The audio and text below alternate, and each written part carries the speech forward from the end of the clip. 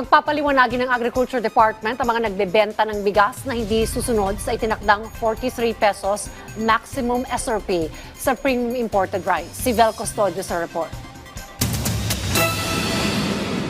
Mga smuggled carrots ang bumungad sa mga kawani ng Department of Agriculture sa kanilang pag-iikot sa Guadalupe Commercial Complex.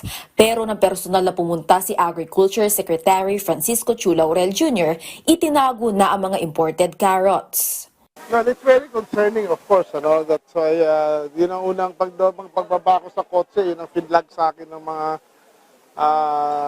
tao ko. No? So, I've already given instruction din kanina na balikan yung stalls na yun at of course, parang show cost na rin yun. They have to explain kung saan yun nabili. Of course, these are retailers na may nagbenta sa kanila. Aminado naman ng isang retailer na itinago nila ang mga imported na carrot. Actually, mga 3 days na kami, 3 to 5 days na kaming imported yung carrots namin. Why? Kasi mas bumaba ang imported ngayon kumpara sa local. Yung local kasi tumaas. Mataas talaga ang presyo ng hindi naman kami dun sa mga farmers kundi syempre kinukuha namin sa middleman yan. So mataas talaga ang bigay nila sa amin. So kapag may katabi kami, mabenta nila ay 100, 120 lang ng imported.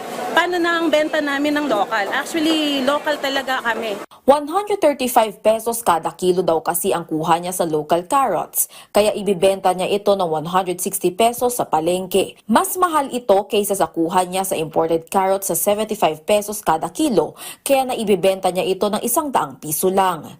Hiling niya, natutukan sana ng DA ang mga middleman.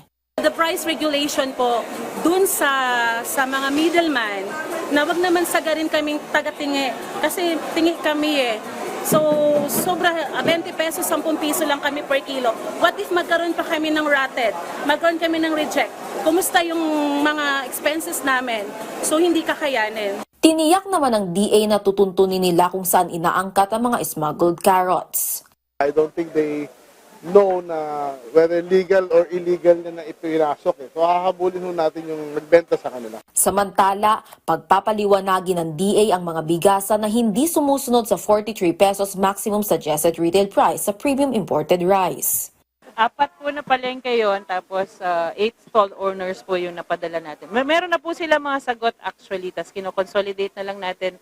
And yun po, so hingin natin yung suporta ng DTI for the enforcement and further investigation pa po ng mga hindi nakakapag-comply at medyo mataas po yung imported rice nila. Shortage sa supply ng imported na bigas ang karaniwang idinadahilan ng retailer sa pagtaas sila ng presyo nito.